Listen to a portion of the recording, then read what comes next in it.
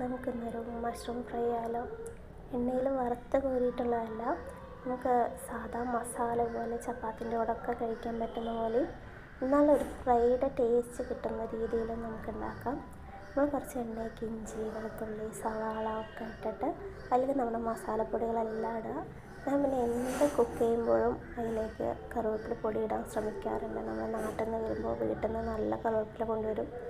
ഒരു ടൈം കഴിഞ്ഞ് അത് കേട് വന്ന് പോകണതുകൊണ്ട് തന്നെ ഞാൻ അതിൽ കൊണ്ടുവരുന്നതിൽ കുറച്ച് മാറ്റി വെച്ച് ബാക്കിയെല്ലാം ഞാൻ പൊടിച്ച് വെക്കാറാണ് പതിവ്. അപ്പോൾ നമുക്ക് അടുത്ത മാസം പോണ വരെ ആ കറിവേപ്പില പൊടി ഉണ്ടാവും. ഇപ്പോൾ നമ്മളിനി പോകാനായി, സ്കൂളൊക്കെ പൂട്ടി നാട്ടിലൊക്കെ പോകാനായി. അപ്പോൾ നമ്മൾ മസാലപ്പൊടിയൊക്കെ ഇട്ടിട്ട് കൂണ് ആ വെള്ളത്തിൽ തന്നെ വെന്ത് കിട്ടാൻ വേണ്ടി ഒന്ന് അടച്ച് വെച്ചാൽ മതി. നന്നായി വെന്ത് കിട്ടും. എന്നിട്ട് നമ്മുടെ ആദ്യം ഒഴിച്ച ആ എണ്ണ ഒന്ന് തെളിഞ്ഞ് വരുന്ന വരെ അത് നന്നായി ഇളക്കി കൊടുക്കുക. സംഭവം നല്ല അടിപൊളി സാധനമാണ് കേട്ടോ. ശരിക്കും ഫ്രൈ പോലെ